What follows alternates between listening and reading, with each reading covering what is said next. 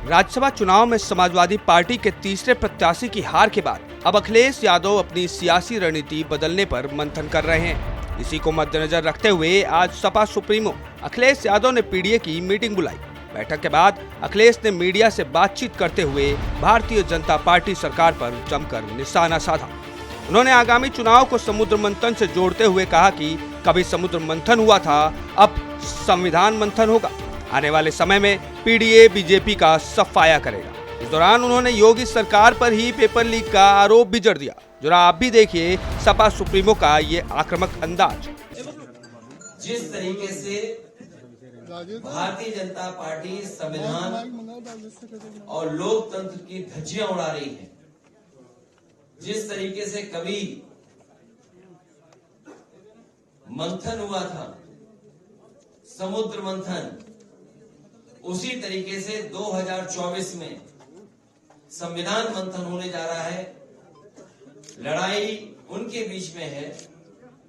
एक तरफ तो वो लोग हैं, हम समाजवादी लोग, जो संविधान की रक्षा करना चाहते हैं, और दूसरा वो लोग हैं जो संविधान का भक्षक बन गए हैं। लगातार महंगाई बढ़ी है, बेरोजगारी बढ़ी है, और जीरो टॉलरेंस के नारे देने वालों का जीरो टॉलरेंस करप्शन के लिए जीरो हो गया, zero tolerance law and order में नारा देने वालों का लॉ एंड ऑर्डर जीरो हो गया। देश में सबसे ज्यादा असुरक्षित महिलाएं, बेटियां अगर कहीं हैं तो वो उत्तर प्रदेश में, उत्तर प्रदेश की सरकार में, डबल इंजन की सरकार ने जो सपने दिखाए थे निवेश के,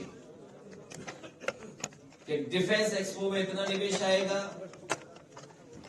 देश के और बड़े बड़े उद्योगपतियों को बुला करके इन्वेस्टमेंट मीट की, ग्राउंड ब्रेकिंग सेरेमनी के बाद भी जमीनी हकीकत यह है कि जमीन पर इन्वेस्टमेंट नहीं उतरा है। इस सरकार को हटाने के लिए हमारी पार्टी के सभी कार्यकर्ता, जिम्मेदार नेता तैयार हैं। आने वाले चुनाव में भारतीय जनता पार्टी का सफाया होगा।